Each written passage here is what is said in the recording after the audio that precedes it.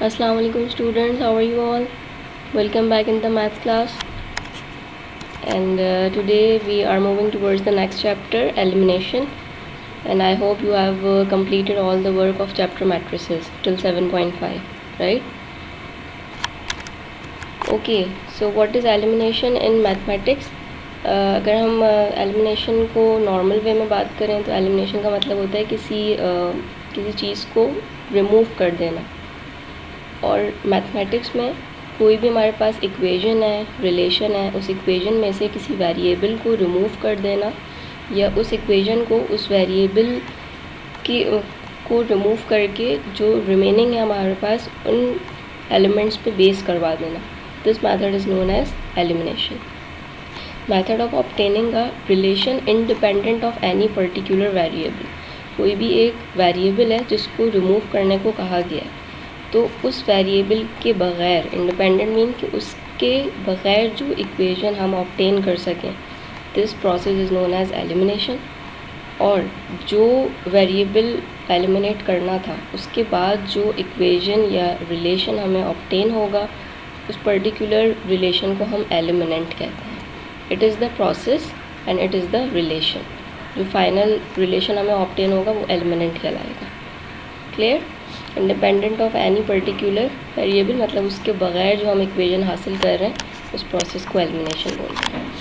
Now what are the methods of elimination? There are 4 basic methods: substitution, comparison, formula, cross multiply. Let's start with exercise and in question number 1 we have substitution method. This whole chapter is containing only one exercise, that is 8.1, but it has 6 to 7 questions in which different methods are applied. In first method in first question we need to apply substitution method. Eliminate a by substitution method from the following. a variable को eliminate करना है इन तमाम equations में से। जैसे जो first question है उसमें 2 इक्वेशंस हैं, 2a + 3b - 5 = 0 and a - 2b + 1 = 0। Substitution method का मतलब ये है कि मैं इन 2 इक्वेशंस में से किसी भी एक इक्वेशन को उसके रिस्पेक्ट से अरेंज करूं जिस एलिमेंट को या जिस वेरिएबल को मुझे एलिमिनेट करना है। आई एम रिपीटिंग, जैसे मुझे यहाँ पे a को एलिमिनेट करना है, इन दोनों इक्वेशंस में से a को एलिमिनेट करना है, तो मैं एक ऐसा रिलेशन फॉर्म करूं जो a के रिस्पेक्ट से हो। अब वो रिलेशन जो मुझे फाइंड आउट करना है, either I can choose from equation 1 और फ्रॉम इक्वेशन 2। अब इक्वेशन 1 में मैं देखूं तो a सेपरेट नहीं है, a के साथ कोएफिशिएंट है 2, ठीक है। तो अगर मैं फर्स्ट इक्वेशन में से a को सेपरेट करना चाहूँगी तो जो मेरी इक्वेशन आएगी वो फ्रैक्शनल फॉर्म की होगी, क्योंकि ये 2 जब नेक्स्ट साइड पे स्विच होगा, शिफ्ट होगा, तो वो डिवाइड में जाएगा। पर अगर मैं सेकंड इक्वेशन को देखूं तो यहाँ पे a मेरे पास अलोन है, इसके साथ कोई कोएफिशिएंट अटैच नहीं है एक्सेप्ट 1, सही। तो ऐसे केस में यहाँ से a की रिस्पेक्ट से इक्वेशन को अरेंज करना मेरे लिए आसान हो गया। तो मुझे वो इक्वेशन चूज़ करनी होगी दोनों में से जिनमें हमारा जो वेरिएबल हमें एलिमिनेट करना है वो थोड़ा सेपरेट फॉर्म में हो, थोड़ा अलोन होना चाहिए। तो मैंने यहाँ पे इक्वेशन 2 में से a के अकॉर्डिंगली इस इक्वेशन को अरेंज कर लिया। तो ये देखिए -2b जब शिफ्ट हो जाएगा नेक्स्ट साइड पे 0 के साथ, तो ये क्या हो जाएगा, +2 भी हो जाएगा। +1 जब शिफ्ट हो जाएगा यहाँ पर तो ये -1 हो जाएगा, ठीक। 0 मैंने यहाँ पर नहीं लिखा, ये इसकी न्यू वैल्यू आ गई, a = 2b - 1। अब करना ये है कि जो वैल्यू हमने a की फाइंड आउट की है, टेंटेटिव वैल्यू कहलाती है ये, क्योंकि ये परमानेंट आंसर तो नहीं है ना, इस वैल्यू को हमने सब्स्टिट्यूट करना है दूसरी इक्वेशन में जो हमने यूज़ नहीं करी अभी तक। देखिए 2 को यूज़ कर लिया, तो अब मैं 2 में सब्स्टिट्यूट नहीं करूँगी, मैं 2 के अलावा जो इक्वेशन बच गई है दैट इज़ 1, उस इक्वेशन 1 में a की वैल्यू को a की प्लेस पे सब्स्टिट्यूट कर दूँ, उसकी जगह पे a की जगह पे 2b - 1। This is known as my substitution, replacement को कहते हैं ना, ठीक। सब्स्टिट्यूशन के बाद जब मैं उनको सॉल्व करूँगी, 2 2s are 4b - 2 1s are 2 + 3b - 5। अच्छा, इसकी फर्दर सॉल्विंग, और फिर यहाँ पे ये जो मेरे पास इक्वेशन आई that is independent of a, ठीक है। अब देखें इसमें a प्रेजेंट नहीं है, तो यहाँ से a एलिमिनेट हो गया। Similarly part number 2, 4a + 3b + 8 and a + 5b - 2। अब इनमें से देखते हैं ए सेपरेट फॉर्म में कहाँ है। इक्वेशन 1 में 4 के साथ है, इसको यूज़ नहीं करेंगे। कर सकते हैं, ऐसा नहीं है कि इससे आंसर नहीं आएगा, इससे भी आंसर आएगा, पर आपका मेथड थोड़ा लेंदी हो जाएगा, ठीक है। अच्छा, इसको यहाँ पे ए सिंगल फॉर्म में है तो यहाँ से ए मैंने सेपरेट कर लिया। ये + 5b उधर शिफ्ट हो जाएगा तो -5b, और ये -2 जब उधर शिफ्ट हो जाएगा तो +2, राइट। -5b + 2 लिखूँ या 2 - 5b लिखूँ, द सेम थिंग। बस यहाँ पे मैंने प्लस वाले टर्म को पहले लिख दिया है और कुछ नहीं किया। ए की जो वैल्यू आई है उसको सब्स्टिट्यूट करते हैं इक्वेशन 1 में। ए की जगह पे 2 - 5b मैंने पुट किया, ब्रैकेट सॉल्विंग की, तो इट बिकम्स -16 - 17b। ये देखें, this relation is independent of A. ये मेरा आंसर हो गया इस तरह से, ठीक है। ईजी है अभी तक तो, सब्स्टिट्यूशन मेथड तो ईजी है। पार्ट 3, अच्छा, अब यहाँ पे ए जो है वो अलोन फॉर्म में कहाँ है, इक्वेशन 1 में। तो यहाँ से ए इक्वेशन 1 से सेपरेट कर लेते हैं पहले। 2x - 1 हो जाएगा, -2x शिफ्ट होगा, +1 भी शिफ्ट होगा, ठीक। अब जो ए की वैल्यू आई है उसको सब्स्टिट्यूट करेंगे सेकेंड इक्वेशन में इन द प्लेसमेंट ऑफ ए, तो इट बिकम्स 3 × 2 = 6x - 3 × 1 = 3, और फिर ये जब सॉल्व हो जाएगा तो it becomes 7x - 6। Equation is independent of A, ठीक। पार्ट 4, ओके, पार्ट 4 में इक्वेशन 1 में जो ए है वो स्क्वायर फॉर्म में, और इक्वेशन 2 में स्क्वायर फॉर्म में नहीं है पर सेपरेट भी नहीं है। तो स्क्वायरिंग को सेपरेट करना प्रेफरेबल नहीं है, तो इसलिए अब यहाँ पे हमें फ्रैक्शनल पे ही जाना पड़ेगा, ठीक। क्योंकि देखें, अगर मैं स्क्वायरिंग पे सेपरेट करूँगी तो उसके लिए मुझे फिर अंडर रूट करना पड़ेगा, क्योंकि मुझे ए को एलिमिनेट करना है, सही। या फिर अंडर रूट नहीं तो फिर दोनों इक्वेशंस पे स्क्वायरिंग करनी पड़ेगी, तो वो एक लेंदी प्रोसेस है। तो यहाँ पे हमें इक्वेशन 2 से ए को सेपरेट करते हैं। ए पी के साथ मौजूद है, उसके साथ है +q। जो सबसे पहले प्लस की टर्म है उसको शिफ्ट करेंगे, -q हो जाएगी। पी यहाँ पे मल्टीप्लाई में है ए के साथ, नेक्स्ट साइड पे शिफ्ट होगा तो डिवाइड हो जाएगा। सो a = -q/p, ठीक। ये ए की वैल्यू को सब्स्टिट्यूट कीजिए इक्वेशन 1 में, it is in the form of a square, तो -q/p² हो जाएगा, ठीक। अच्छा, इवन नंबर, इवन पावर हो और अंदर माइनस हो तो डेफिनेटली माइनस आपका रिमूव हो जाता है, ठीक है। माइनस माइनस प्लस हो जाता है, रिमूव हो जाता है। तो यहाँ पे मैंने माइनस इंडिकेट नहीं किया, ख़त्म हो चुका है। q² एंड p² हो गया, ये +y। अच्छा, यहाँ पे फ्रैक्शन है, इधर फ्रैक्शन नहीं है, तो दोनों टर्म्स पे फ्रैक्शन के लिए मैं क्या करती हूँ, कॉमन फ्रैक्शन लेती हूँ। तो कॉमन फ्रैक्शन बेसिकली मेरा LCM कहलाता है। अब जैसे सपोज़ करें यहाँ पे 1 है फ्रैक्शन में, p² × 1 p², और फिर ये p² जब y से मल्टीप्लाई हो जाएगा p² y हो जाएगा, ठीक। और ये तो q² ही रह जाएगा, ठीक है। तो यहाँ पे इस स्टेप में मैंने सिंपल इसको LCM किया है to make the common fraction. अगर आप यहाँ तक भी आंसर स्टॉप करते हो ये भी सही है। तो this relation is independent of इस, रिलेशन भी कह सकते हैं, इक्वेशन भी कह सकते हैं, both pronunciations are correct. Okay, number 5, we need to eliminate a।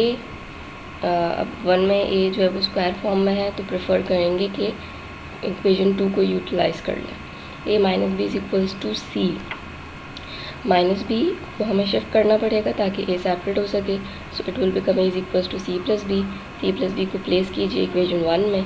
अच्छा, यहाँ पे बेसिकली फार्मूला ओपन हो रहा है, a + b होल स्क्वायर होता है, a² + 2ab + b² पे ओपन होता है। यहाँ पे c + b है तो वो c² + 2bc + b² पे ओपन हो गया। ये b² पहले से मौजूद था, इन दोनों को ऐड अप कर सकते हैं, ये ऐड हो गए। ये दोनों ऐड नहीं हो सकते, इनको एज इट इज़ लिख दिया। This equation is independent of a। Clear. Substitution method बहुत ईजी मेथड है। ओके, क्वेश्चन 2 में भी सब्स्टिट्यूशन मेथड ही फॉलो करना है, but we need to eliminate t here, not a, ठीक है। क्वेश्चन 2 के तमाम क्वेश्चंस में हमें पार्ट्स में हमें t को एलिमिनेट करना है। Okay, this is my part number 1 of question 2। अब यहाँ से जो इक्वेशंस अरेंज होंगी, अच्छा, सबसे फर्स्ट स्टेप तो ये हमेशा कि इक्वेशन को नंबरिंग करनी है। जो भी इक्वेशंस गिवन है क्वेश्चन में, उनको हमने नंबरिंग असाइन करनी है, फिर उनको यूटिलाइज़ करना है। ओके, अब यहाँ पे टी दोनों में सेपरेट फॉर्म में कहीं भी नहीं है, अलोन नहीं है, कोई ना कोई कोएफिशिएंट उसके साथ प्रेजेंट है। तो अब इसमें हमारी चॉइस है कि हम कोई सी भी इक्वेशन को पिक आउट करके और उसको with respect to T arrange करवा सकते हैं। I have use first equation. Okay, T को सेपरेट करना है तो 5 यहाँ पे डिवाइड हो रहा है, उधर शिफ्ट करूँगी तो मल्टीप्लाई पे चला जाएगा। 2 इसके साथ मल्टीप्लाई हो रहा है, उधर शिफ्ट करूँगी तो डिवाइड पे चला जाएगा। तो y इंटू 5 5y, और ये 2 यहाँ पे आके डिवाइड हो गया, तो 5y/2 is equals to T. T की एक टेंटेटिव वैल्यू आ गई। इसी वैल्यू को हमने कहाँ पुट करना है, जो इक्वेशन हमने यूज़ नहीं करी अभी तक, that is equation number 2। T की जगह पे 5y/2 पुट किया। 1 इंटू 5y 5y, 2 इंटू 2 4, ये 4 उधर शिफ्ट होगा तो मल्टीप्लाई पे चला जाएगा। तो ये मेरे पास विदाउट फ्रैक्शन एक इक्वेशन आ गई। यहाँ तक स्टॉप करोगे इट इज़ ऑल्सो फाइन, ये भी स्टेप्स चाहिए, ठीक है। T is eliminated, equation is free from T. Same in the case of part number 2, यहाँ पे टी स्क्वायर फॉर्म में था, तो इसको चूज़ करने से बेहतर है कि हम फर्स्ट इक्वेशन को ही अकॉर्डिंग टू टी अरेंज कर लें। तो यहाँ पे मैंने फर्स्ट इक्वेशन को यूज़ किया, y/2a अरेंज हो गया। ये 2a यहाँ पे मल्टीप्लाई था, उधर शिफ्ट होगा तो डिवाइड हो जाएगा, ठीक है। अब इस टी की वैल्यू को पुट करते हैं इक्वेशन 2 में। अच्छा, यहाँ पे स्क्वायर है तो स्क्वायर एज इट इज़ रहेगा, y into square Y square हो जाएगा। 2a स्क्वायर कितना हो जाएगा, 2 square is 4, a square is a square. अच्छा, ये और एक a स्क्वायर का a कैंसिल हो जाएंगे, तो y square upon 4a remaining रह जाएगा। ये 4a मैंने नेक्स्ट स्टेप में इसको शिफ्ट कर दिया है to avoid the fraction. Clear? Same in the case of part number 3, यहाँ पे टी फर्स्ट इक्वेशन में अलोन फॉर्म में है, जबकि यहाँ पे a के साथ है। तो फर्स्ट इक्वेशन को यूज़ कर लिया, ये प्लस ay था यहाँ पे, तो जब ये उधर शिफ्ट होगा तो माइनस ay हो जाएगा, टी ऑलरेडी सेपरेट हो जाएगा, ठीक। अब इसी माइनस ay को इस टी की प्लेसमेंट पे पुट कीजिए। So minus minus becomes plus, a into a square और y, ठीक। यहाँ पे कोई नेक्स्ट ऑपरेटर नहीं है, तो ये a के साथ ये दोनों चीज़ें एक साथ मल्टीप्लाई होंगी, सही। अगर यहाँ पे प्लस y होता ना तो ये ay बन सकता था, ठीक। अगर टर्म ये अगली होती तो यहाँ पे ये पूरी कंबाइंड टर्म है, right. The equation is free from T. Question part number 4 समझिएगा। यहाँ पे हमें इक्वेशंस ऑफ मोशंस दी हुई हैं, जो अभी हमने इसी वीक फिज़िक्स में डिस्कस की थी, रिमेंबर। अच्छा, अब यहाँ से भी हमें टी को एलिमिनेट करना है। तो देखें, फर्स्ट इक्वेशन में टी पे स्क्वायर नहीं है, तो कोशिश करते हैं कि इसी को मॉडिफाई करें, ना कि हम स्क्वायरिंग को मूव कर जाएँ। इक्वेशन 1 में से हमने टी को किस तरह सेपरेट किया, सबसे पहले तो जो चीज़ उसके साथ प्लस हो रही थी उसको शिफ्ट किया नेक्स्ट साइड पे, तो वो माइनस भी आया हो गया। जी टी के साथ मल्टीप्लाई हो रहा था, तो जब उस साइड पे शिफ्ट होगा तो डिवाइड पे शिफ्ट हो जाएगा, राइट। सो टी की एक टेंटेटिव वैल्यू क्या आई है, वी.एफ माइनस वी.आई/जी। इस टी की वैल्यू को सब्सटीट्यूट करेंगे इन इक्वेशन नंबर 2। अच्छा, इक्वेशन 2 में टी की प्लेसमेंट 2 टाइम्स हुई हुई है, एक दफ़ा यहाँ पे हुई हुई है और यहाँ पे स्क्वायरिंग फॉर्म में भी हुई हुई है। तो दोनों जगहों पे मतलब जहाँ जहाँ टी है वहाँ वहाँ उसकी वैल्यू को सब्सटीट्यूट करना है। Okay, now v i into v F minus we I, v i multiply by v f, v i into v I square upon g. इधर आइएगा, जी इंटू 1 जी अपॉन 2, तो अपॉन 2 लिख दिया यहाँ पे। अच्छा जी, v F minus we I square, दो टर्म्स के ऊपर कंप्लीट स्क्वायर है, तो ये फार्मूला पे ओपन होगा, ये ऐसे ओपन नहीं हो जाएगा V F square minus we I square, no. जब दो टर्म्स के ऊपर होल स्क्वायर होता है तो उसमें 3 टर्म्स ऑब्टेन होती हैं, ठीक है। अगर आप लोग वेरीफाई करना चाह रहे हो तो रफ में ज़रा वी एफ माइनस वी आई को 2 टाइम्स मल्टीप्लाई करवा के चेक कीजिएगा, यही टर्म्स ऑब्टेन होंगी आपके पास, ठीक है। यहाँ पे मैंने डायरेक्ट फार्मूला अप्लाई किया, a square minus 2ab plus b square का, सही। फार्मूलाज आपको याद होने चाहिए, आई होप सो, अलजेब्रा के, ठीक है। वी एफ स्क्वायर हो जाएगा माइनस 2ab होता है, तो यहाँ पे a मेरा क्या है, वी एफ है, और b क्या है, वी आई है, so it becomes minus 2ab यानी 2vf V I plus b square, b मेरा क्या है, वी आई है, वी आई स्क्वायर हो जाएगा। तो ये होल स्क्वायर ब्रेक हो गया उसके कंपोनेंट्स में। डिनोमिनेटर में g है तो जी के ऊपर भी स्क्वायर हो जाएगा, तो ये जी स्क्वायर बन गया। तो डिनोमिनेटर में क्या आ गया, यहाँ से 2 आया और ये जी स्क्वायर आ गया। अब जी स्क्वायर है और ऊपर भी एक जी है, इस जी से इस स्क्वायर को कैंसिल आउट कर दिया। तो यहाँ पे अब न्यूमरेटर साइड पे जी रिमेनिंग नहीं रहा। डिनोमिनेटर में 2g है ऑप्टेन अभी भी, ठीक है। यहाँ पे क्या है, we I V F minus we I square upon g, सही। अच्छा, फ्रैक्शन हैं दोनों साइड्स पे और डिनोमिनेटर्स डिफरेंट हैं, यहाँ पे 2g है जबकि यहाँ पे g है, सही है। तो ऐसे केस में हम उस डिनोमिनेटर को अपना एलसीएम कंसीडर करेंगे जिसमें मल्टीपल्स मौजूद हैं। जैसे यहाँ पे सिंगल g है, यहाँ पे 2g है, सही है। तो ये 2g as an LCM treat हो जाएगा, ठीक है। फिर उसके बाद एलसीएम से हर टर्म को इंडिविजुअली हमने मल्टीप्लाई करना होता है। इस तरह से मैं आपको थोड़ा सा दिखा देती हूँ एलसीएम, इन केस अगर आपको नहीं याद आ रहा या क्या है।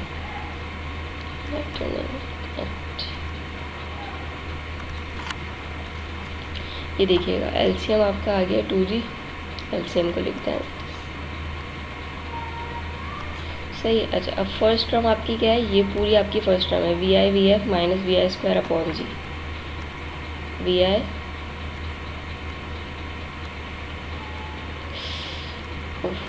वी एफ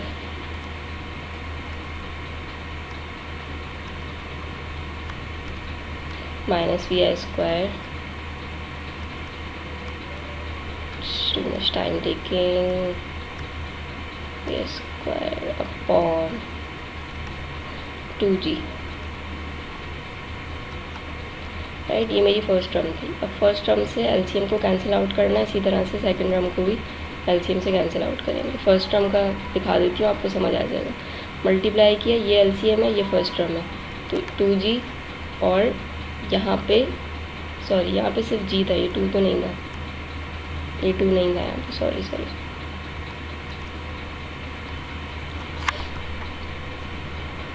2g से ये वाला g तो कैंसिल आउट हो गया, पर ये 2 अभी भी रिमेनिंग है, ये 2 अभी भी रिमेनिंग है, सही है।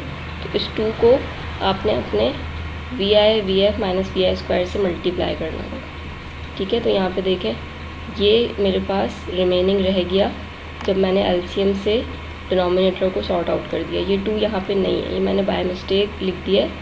यहाँ पे देखिए डिनोमिनेटर में सिर्फ g था, तो g इस वाले g से कैंसिल आउट हो गया, 2 रह गया है खाली, सही है। तो उस 2 को मैंने यहाँ पे प्लेस कर दिया है।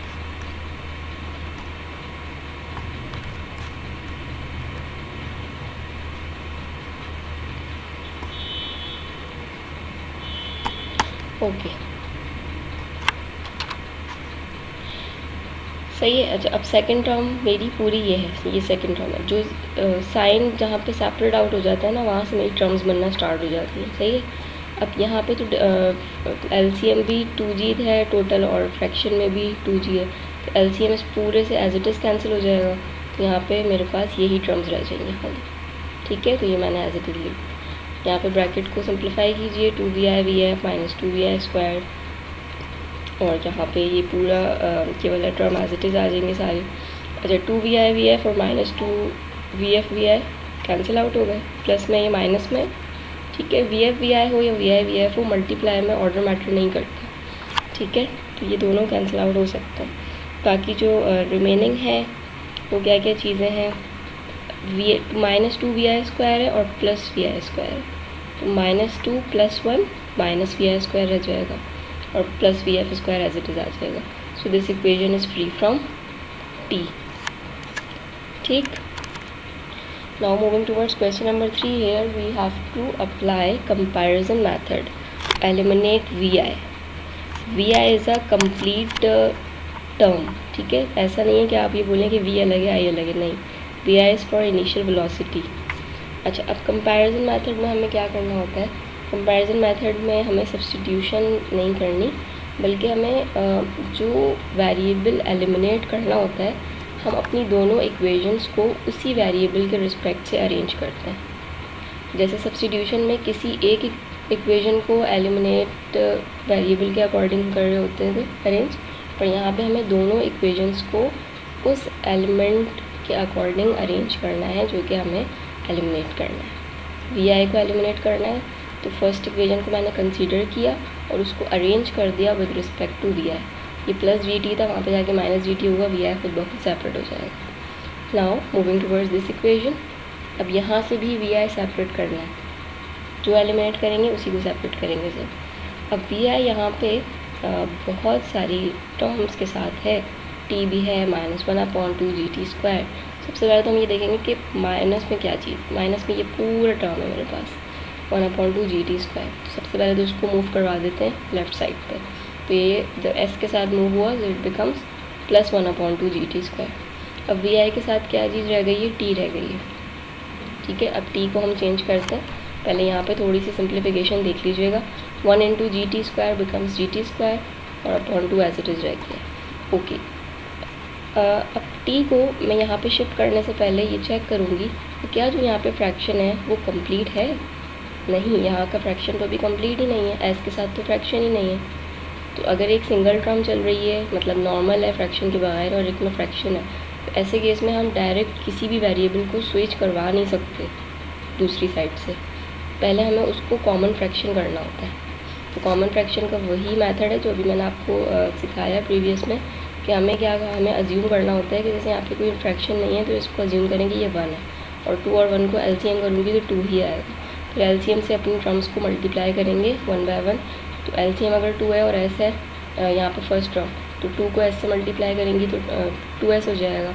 इसी तरह से प्लस नेक्स्ट टर्म क्या है, जी टी स्क्वायर अपॉन 2, इसको अपने एलसीएम से कैंसिल कीजिए, मल्टीप्लाई कीजिए, तो 2 से 2 कैंसिल हो जाएगा, जी टी स्क्वायर आ जाएगा, ठीक है। यहाँ पे अब मेरे पास जब कॉमन फ्रैक्शन आ गया, now I can move this T. अब ये टी यहाँ पे मल्टीप्लाई फॉर्म में था, इधर शिफ्ट होगा तो डिवाइड फॉर्म में आ जाएगा, वी आई सेपरेट हो गया, ठीक है। अब ये जो 2 इक्वेशंस आई हैं ये according to V I arrange हो गई हैं। कंपैरिजन मेथड में अब हमें ये करना होता है कि जब इक्वेशंस हमने उनके अकॉर्डिंग अरेंज कर ली, तो आप ये ऑब्ज़र्व कीजिए कि दोनों इक्वेशंस में एक साइड कॉमन है। कौन सी साइड कॉमन है, राइट हैंड साइड, इधर भी वी आई है, इधर भी वी आई। तो जो साइड कॉमन होती है ना, उसको हम रिमूव कर देते हैं।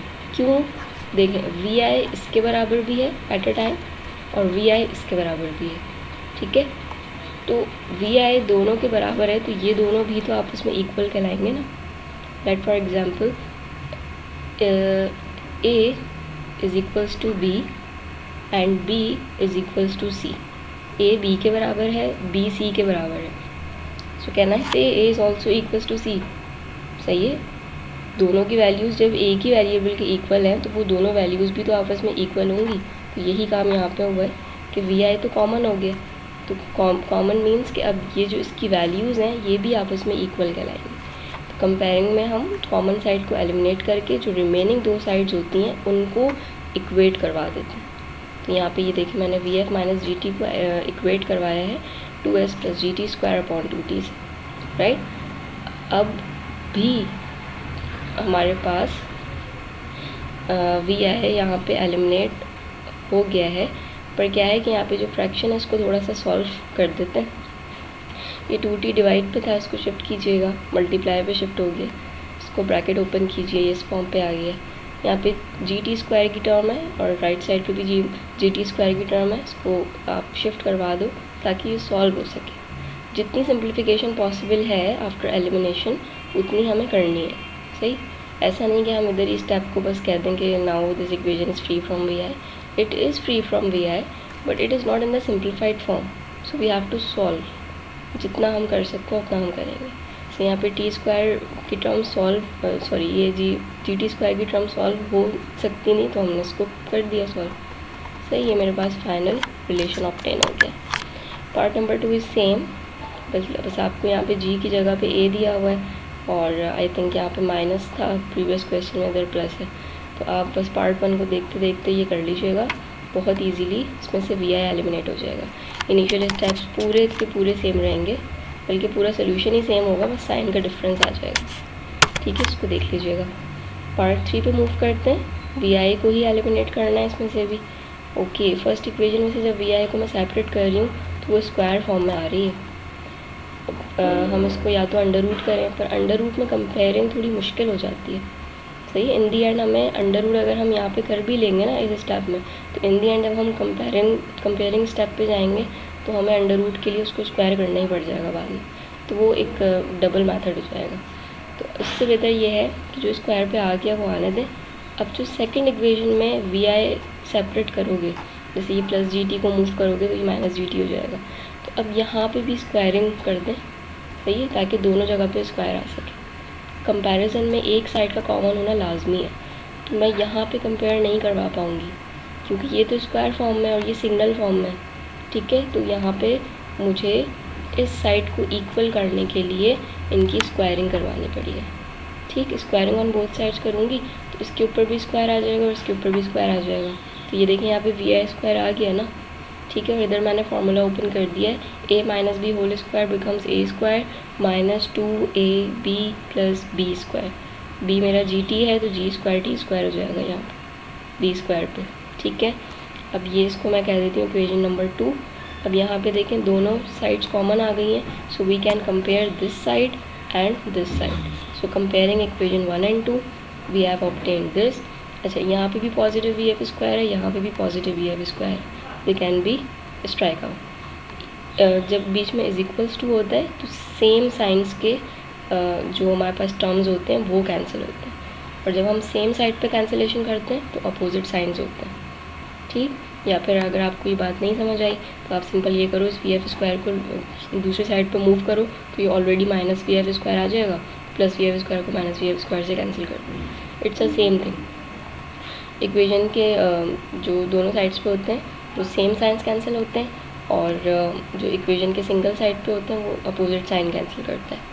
अच्छा, जो रिमेनिंग है वो मैंने लिख दिया यहाँ पे। सबसे पहले पॉजिटिव टर्म लिखी जिसके साथ पॉजिटिव साइन था, फिर नेगेटिव साइन की लिखी, फिर मैंने देखा कि ये एक बेचारा नेगेटिव मौजूद है, इसको भी मैंने नेक्स्ट साइड पे मूव कर दिया ताकि ये भी प्लस में आ जाए। तो इस साइड पे कुछ भी नहीं रहा, यहाँ पे 0 आ गया। Now this equation is free from V I.